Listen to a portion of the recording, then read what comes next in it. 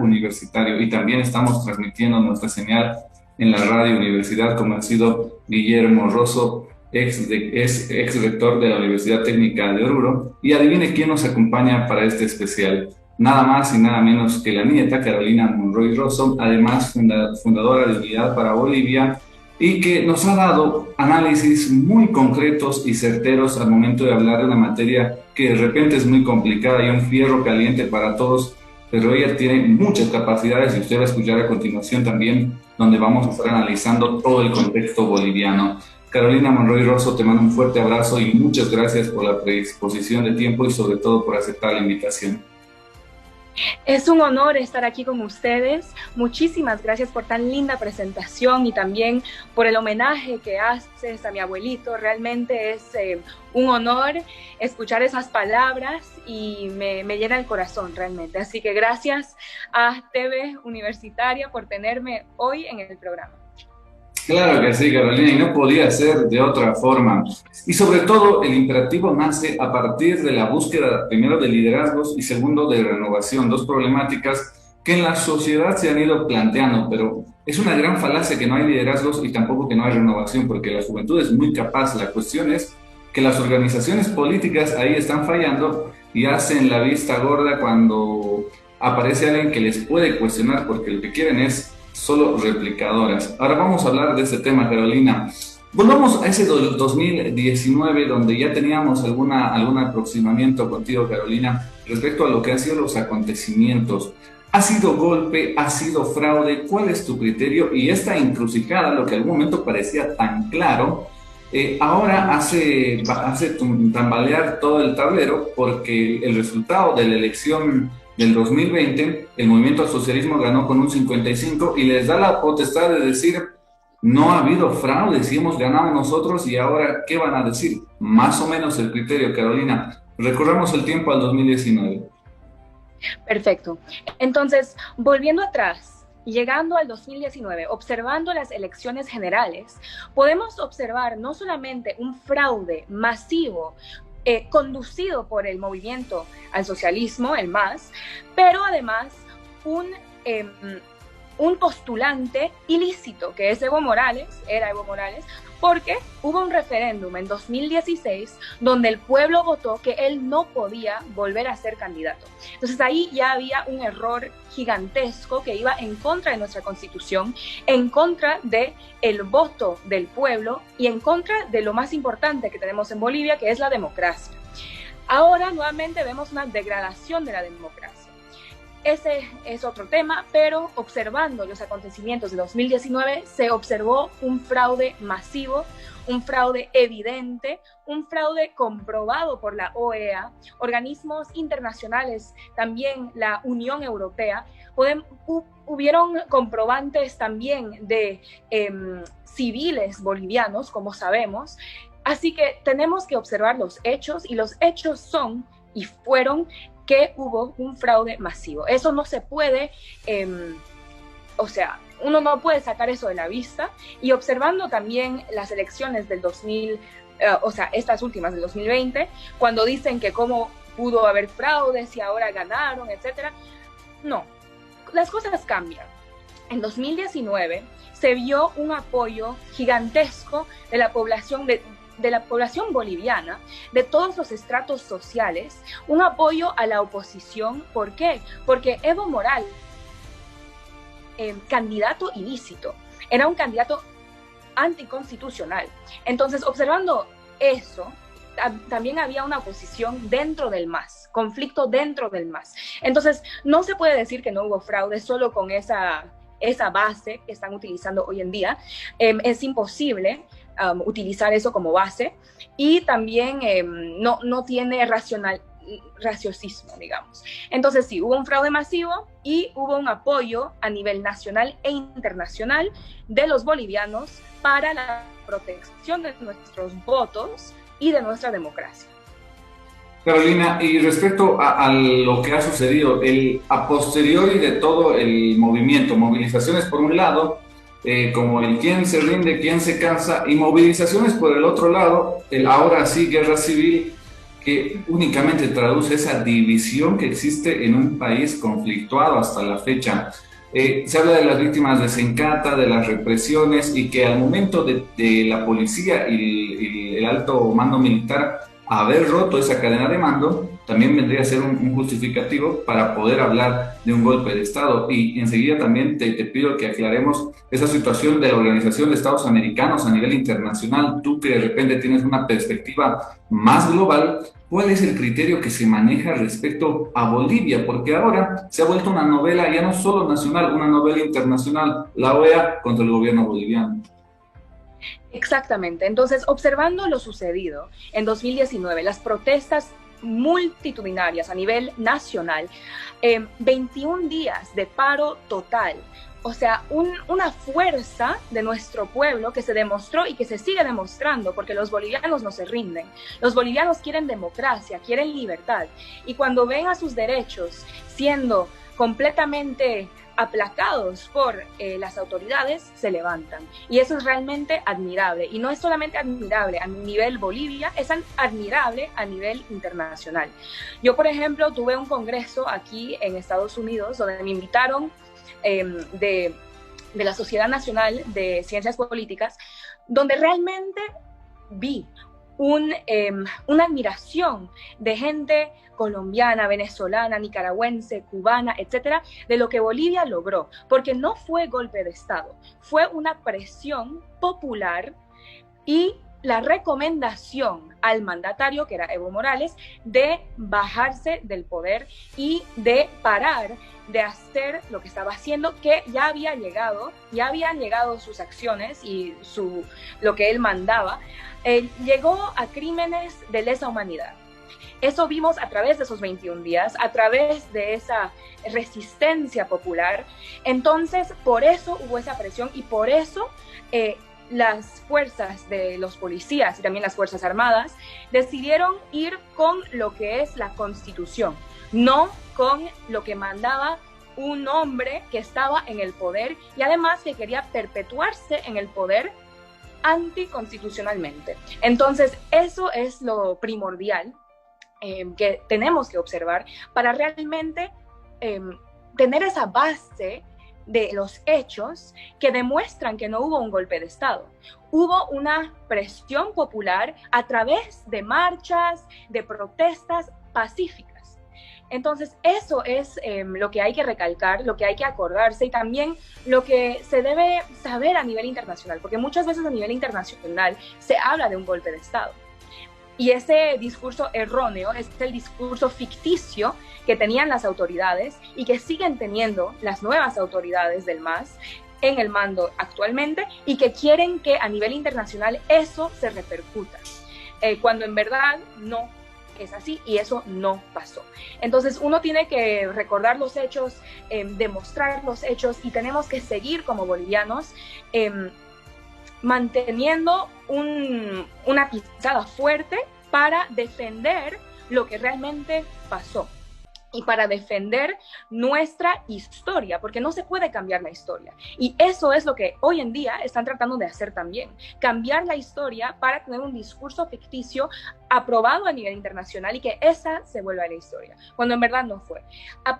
Observando lo de la OEA, sí, la OEA actualmente podemos observar los comunicados que han estado emitiendo sobre Bolivia, sobre todo lo que está pasando actualmente con las detenciones de exmandatarios como Yanina Áñez, 2 exministros, etcétera, y están sugiriendo que debería ser una comisión internacional que observe, digamos, y juzgue los hechos, que no deberían ser aprendidos como lo están siendo hoy en día, completamente abusivamente.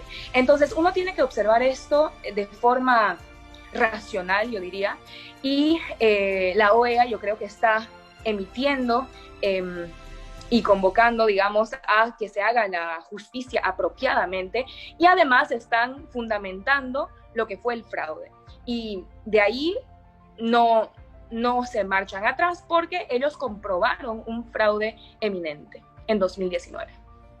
En el tablero, Carolina, también ingresa una figura y muy controversial, la cual vamos a estar hablando de la situación a partir del punto de vista de los derechos humanos, Yanine Áñez. ¿Y cómo evalúas tú la gestión de Yanine Áñez, que desde luego en el análisis para que el movimiento al socialismo gane, más allá y sin quitarle méritos al partido político, porque entendemos que las otras organizaciones políticas han sido meramente electorales, ¿no? Y los resultados a nivel subnacionales, que Comunidad Ciudadana en teoría debería ser la mayor fuerza, le ha ido terriblemente mal. Ha ganado el partido, pero más allá del mérito del movimiento al socialismo, ha tenido que ver también los errores y casos escandalosos de corrupción que ha tenido Yanine Áñez. ¿Eso ha influido en el resultado? ¿Cómo ha ayudado eso al movimiento al socialismo o no le ha ayudado a levantarse? Porque aquel momento del 2019 estaba prácticamente botado en el suelo el movimiento al socialismo después de la salida de su caudillo. Se iba el símbolo, se iba el ícono Evo Morales. Absolutamente, yo creo que eso es algo que uno debe recalcar y también observar como una de las razones fundamentales por las cuales el movimiento hacia el socialismo retomó mucha fuerza, retomó muchos votos que ya habían perdido en 2019. Los errores del gobierno interino, como los casos de posible corrupción que se tienen que observar, se tienen que realmente analizar y deben ser juzgados apropiadamente. Los casos también, bueno, que ocurrieron con el COVID, que llegó de pronto, las necesidades de las personas, la cuarentena, una cuarentena hasta militarizada en Santa Cruz, muchas cosas, muchas facetas de lo que pasó en ese año del gobierno transitorio causaron que muchas personas se desilusionen y no quieran ese cambio que querían en 2019, porque querían volver a la comodidad que sentían o lo que ya conocían, que pensaban que era mejor que este gobierno interino, que sí, hubieron muchos casos y muchos errores que ellos cometieron, y también hubo una situación a nivel mundial inevitable, que fue el coronavirus, que afectó a todos los que estaban en el mando en todos los países a nivel mundial. Entonces, esos efectos yo creo que también causaron que el MAS retome muchos votos, retome mucha fuerza, y eso causó también que ellos tengan el porcentaje que tuvieron en estas últimas elecciones generales. Eso yo creo que sí es importante observar, porque también afectó a los resultados. También deberíamos recalcar que, observando a la oposición se dividió. Y ese fue el error más grande, un error gravísimo, porque esa división, ese odio entre diferentes partidos opositores al MAS, causó también una división tremenda y causó que muchos al final vuelvan al MAS, que ya estaban decididos de votar por una oposición, pero no sabían cuál, y al final vieron tanta división, tantos falsos discursos, tanto odio entre los opositores, que votaron por lo que ya conocían. Desafortunadamente, yo creo que ese fue nuestro máximo error. También la postulación del gobierno interino para las elecciones, eso no debía haber sucedido, debían haberse enfocado en llevar las elecciones de una forma limpia, transparente y efectuarlas sistemáticamente, no ser parte. Entonces hubieron muchos errores, hay casos que se tienen que juzgar bajo la ley, como los casos de corrupción, etcétera. Y bueno, es realmente una pena que la oposición, los bolivianos, no se unieron, no aprendieron de sus errores, no aprendieron del 2019 y de la lucha unida que logramos a nivel nacional e internacional, y que volvimos al final a lo mismo. Concuerdo, grandes errores de la oposición, y no vamos a entrar a hablar del señor Camacho, que ha pecado de regionalista, y el señor Mesa, que ha pecado de confiarse a tal punto de hacer campaña desde su cama. Así han salido incluso en titulares. A partir de eso, en la posteriori ya viene a ser, y eso yo coincido, Yanine Áñez merece ir a la cárcel, pero ojo, Carito, no te asombres, yo te digo, a partir de qué casos ha estado involucrada o no en el caso respiradores, ha tenido contacto con Yerko Núñez cuando se han utilizado los aviones para viajes personales. y muchas otras situaciones. Pero ahora hay un caso, entre comillas, caso golpe de Estado, por el cual sí le ha caído todo el peso de la ley. Imagínate, detenida preventivamente, cuando ni en casos de feminicidio, y pongo este ejemplo porque es el más latente y el que varios analistas han coincidido, donde se le tiene ahí al feminicida, hay pruebas, fotografías, lo que tú desees, pero no se actúa con tanta eficacia como se ha actuado en este caso golpe de Estado.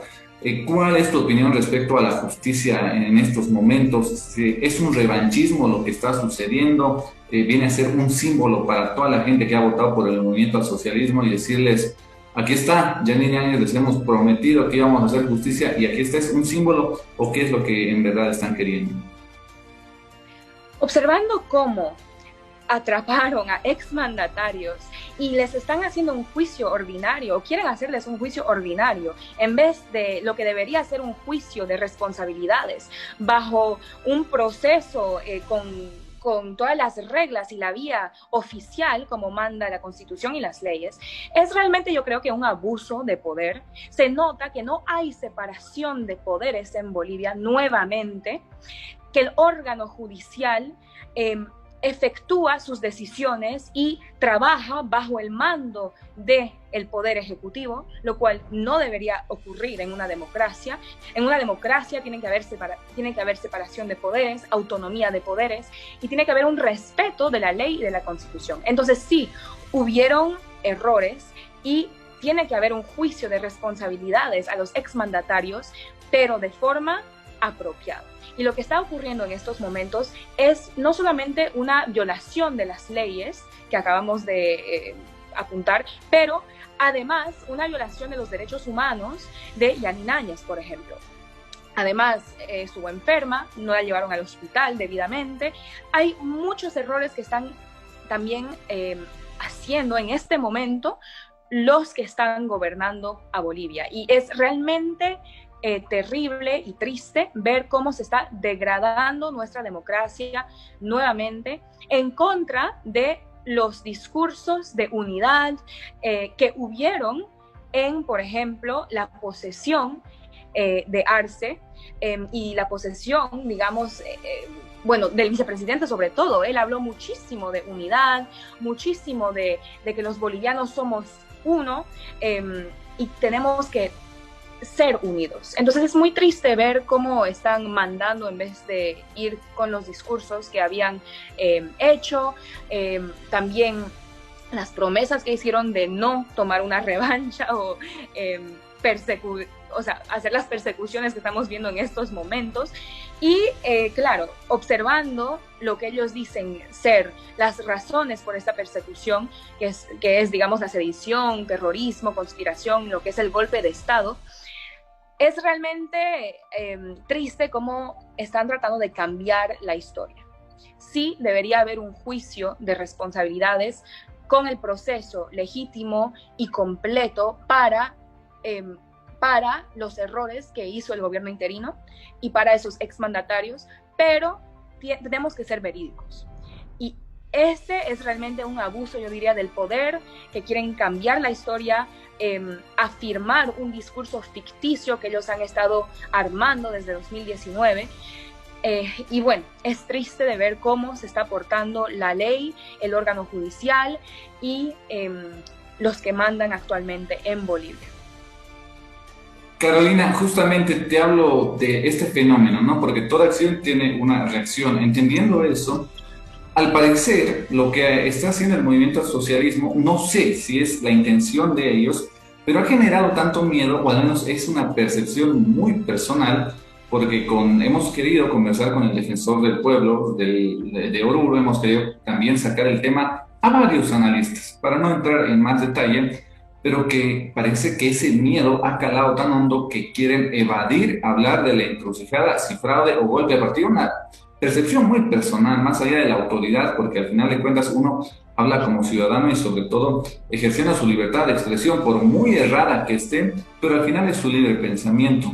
¿Tú crees que ha sido esa consecuencia en Bolivia? ¿Se está sintiendo ese miedo en Bolivia? Porque también al cabildo convocado por Luis Fernando Camacho, a la reunión, mejor dicho, Eva Copa no fue, Manfred Reyes Villa tampoco, Johnny Fernández tampoco, y uno dice, wow, en verdad, si después de tanto apoyo en las subnacionales han decidido no ir es porque algo raro está pasando. Al menos hablando de Manfred Reyes Villa, yo sentí y percibí que tiene miedo, porque obviamente después de todo lo que ha pasado, no quiere volver a salir de Bolivia y parece que el movimiento al socialismo, si esa era la intención, reitero, lo ha logrado.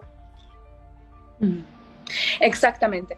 Ellos con sus acciones realmente que aterrorizan al pueblo, están tratando de llevar al pueblo boliviano a ese miedo, para que el pueblo boliviano no se levante nuevamente, para que el pueblo boliviano se quede callado y no defienda lo que son nuestros derechos bajo una democracia. El MAS, ya sabemos cómo se ha regido, cómo se ha portado a través de los 14 años del mando de Evo Morales. Sobre todo los últimos años fueron cuestionables, yo diría, en todo el tema de la justicia, de la transparencia, el tema de la separación de poderes, que no había. Y hoy en día estamos volviendo a esos últimos años para que el pueblo boliviano tenga ese miedo. Ahora, no solamente el pueblo, también, como estás diciendo, los que fueron convocados, que son autoridades en Bolivia y que son autoridades además de la oposición, no están queriendo levantarse tampoco porque hay ese miedo. Porque vemos a una exmandataria, Yanina Áñez, vemos a exministros siendo completamente aplacados cuando realmente tuvieron una sucesión constitucional, una sucesión legítima al poder. Fue un gobierno interino legítimo. No fue un gobierno ilegítimo, golpista, como ellos están tratando de observar a este tramo en la historia boliviana. Y es muy triste cómo este discurso ficticio realmente tiene una repercusión muy fuerte, no solamente a nivel nacional, pero yo diría casi sobre todo a nivel internacional, porque ellos se pintan como las víctimas, mientras que en nuestro país aterrorizan al pueblo para que el pueblo se quede callado, para que el pueblo no se levante nuevamente y para que puedan hacer lo que ellos decidan y lo que ellos quieran. Y eso no es democracia, eso es despotismo total. Y no podemos aceptar el despotismo en Bolivia porque eso nos llevará a días muy oscuros en nuestro país. Así que yo diría que Bolivia tiene que mantenerse fuerte, seguir luchando por nuestros derechos, seguir luchando por la democracia, por nuestros derechos bajo la ley, por la justicia, por la libertad. Porque no queremos llegar a lo que es, por ejemplo, Venezuela, que era un poder inminente en Latinoamérica, un país de los, bueno, el país más rico de Latinoamérica y que ahora se ve en la ruina. Bolivia no puede llegar a eso, Bolivia tiene mucho potencial y el único problema que vemos es el mal manejo en nuestro país, a través de la historia, desafortunadamente. Sin duda, al parecer creo que no importa el color, pero ahí la competencia está en quién lo hace menos mal, ni siquiera podemos hablar de quién lo va a hacer relativamente bien. Ahora, Carolina, ¿cuál es el futuro que tú vaticinas a partir de la fragmentación opositora y sobre todo que le duela a quien le duela el movimiento al socialismo, al parecer, porque en algún momento empezaban las marchas, cabildos, pero como estás viendo, todas se han desinflado y desde luego también no hay más argumentos como las que probablemente han surgido en 2019. ¿Cuál sería la misión para la oposición ahora? En teoría viene a ser comunidad ciudadana, pero muy débil, demasiado débil. Ahí tenemos a Eva Copa con Jayaya, pero que es un movimiento muy parecido a Condepa, que parece que del occidente no va a pasar. No veo yo a Jayaya, por ejemplo, candidateando en Santa Cruz, en Cochabamba. Lo de Manfred igual muy aislado. Es decir, hay una oposición acéfala, no hay un líder claro y peor una organización que vayan todavía a ponerse así cara a cara con el movimiento al socialismo. ¿Cuál es la misión para la oposición en este tiempo? Bueno, yo creo que en este momento, actualmente, estamos en un momento crítico para Bolivia, porque además estamos entrando a lo que van a ser bueno, va a ser la segunda vuelta para muchas gobernaciones, alcaldías, etcétera.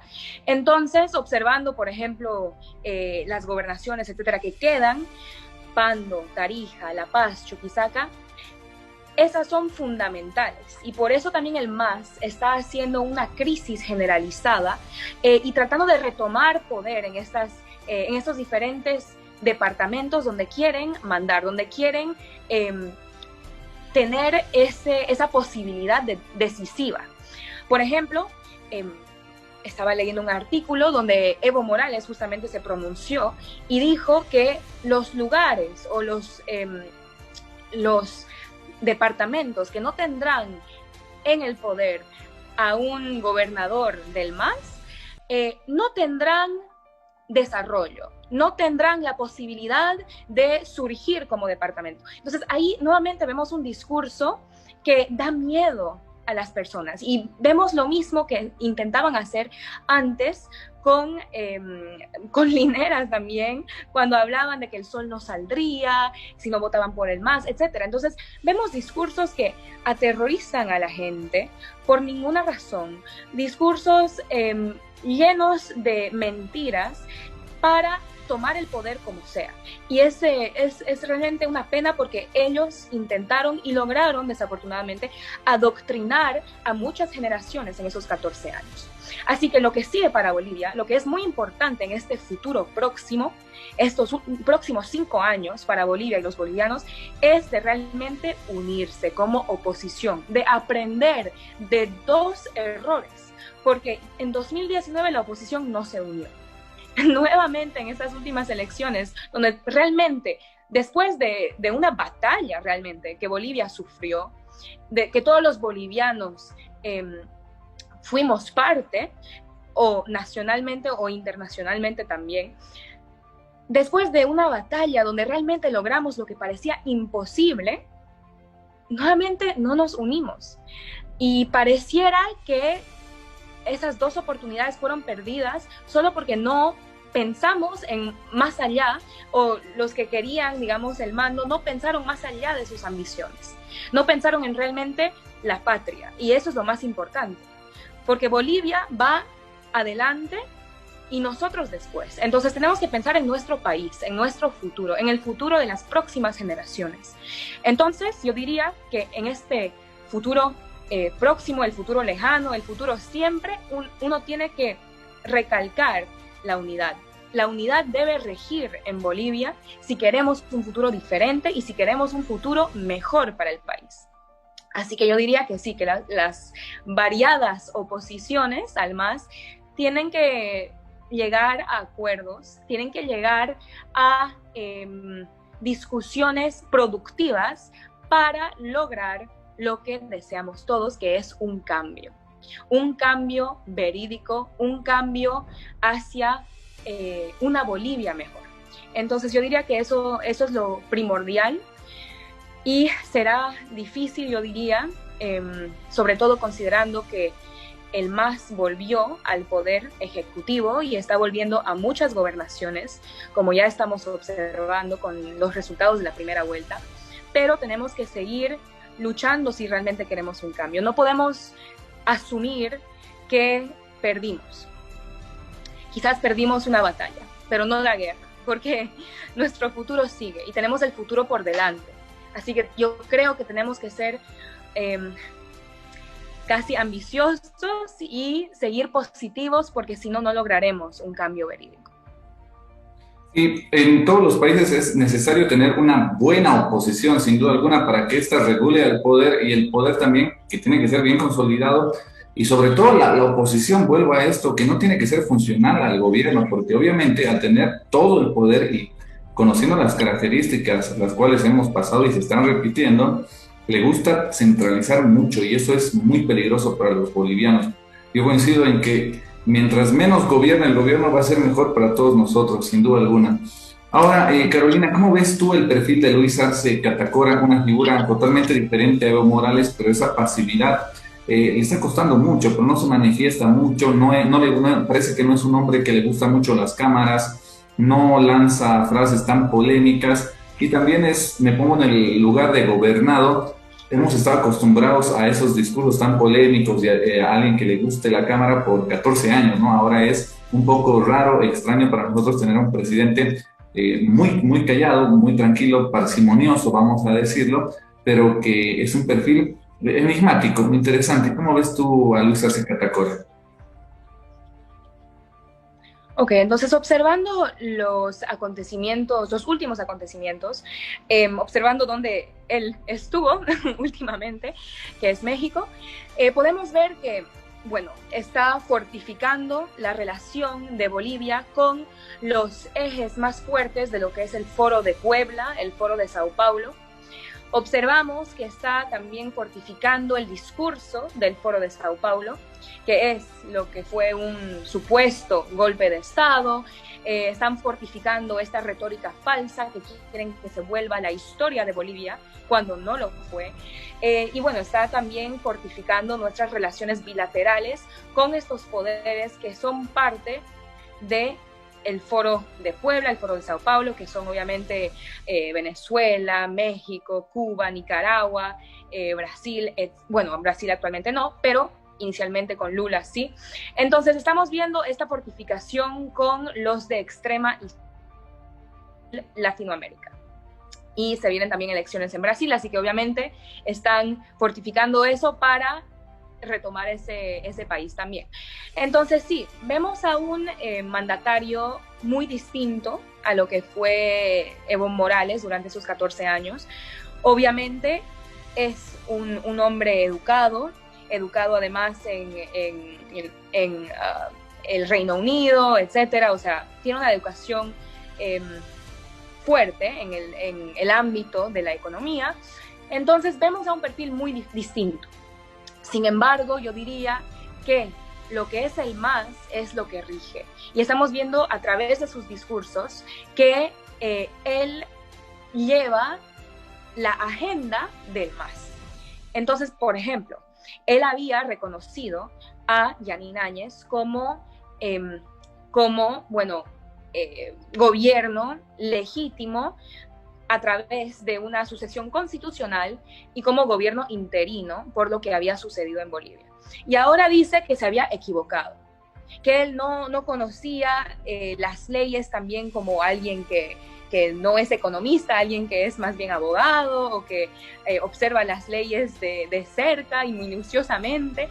Entonces yo creo que eso es casi, discúlpenme, pero un poco ridículo, porque alguien que está postulándose para la presidencia, obviamente sabe cómo se rige la Constitución, las leyes, las normas, y cuando reconoce a un gobierno, lo hace porque realmente observó todos los detalles del caso. Entonces, obviamente, vemos un contraste, una contradicción en su discurso, en sus discursos, en lo que se está haciendo. Hay realmente una contradicción entre lo que dicen los mandatarios y lo que se hace en Bolivia, las acciones. Entonces, diría que es desafortunado ver, yo diría, una desilusión de los mandatarios actuales, porque cuando entraron, cuando se posesionaron, después de sus discursos, yo creo que todos nosotros como bolivianos estábamos esperando que sea un más diferente, un cambio, un más que quizás nos daría la libertad que necesitábamos y la unidad que ellos aseguraban. Y eso no nos están dando, no nos lo están dando para nada. Más bien están persiguiendo a la oposición,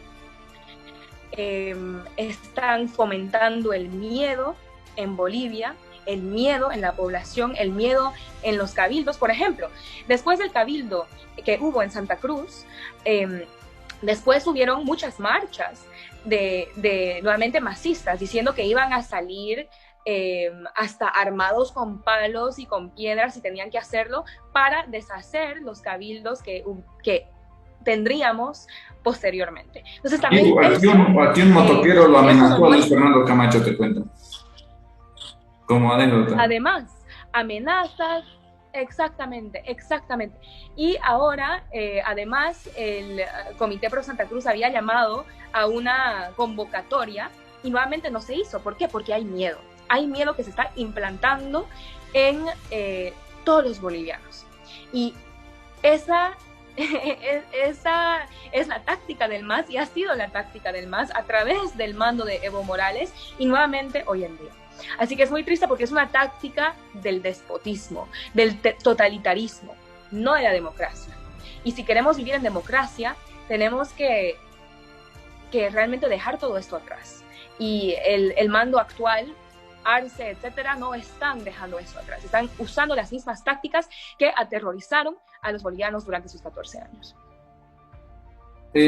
Coincido en que se esperaba un movimiento al socialismo diferente y a partir de alguien al que yo le tengo mucha fe, como es David Choquehuanca, quizá mi fe está enfocada más a él que a Luis Arce Catacora, a partir de ese discurso, uno de los discursos más brillantes que hemos escuchado a lo largo de la historia, esa complementariedad que se maneja en la cosmovisión andina, algo tan originario, pero que esa complementariedad no se está ejecutando a cabalidad. Las ex autoridades y la persecución, Carolina, que ahora se ha ampliado no solo a ex autoridades, sino también las investigaciones a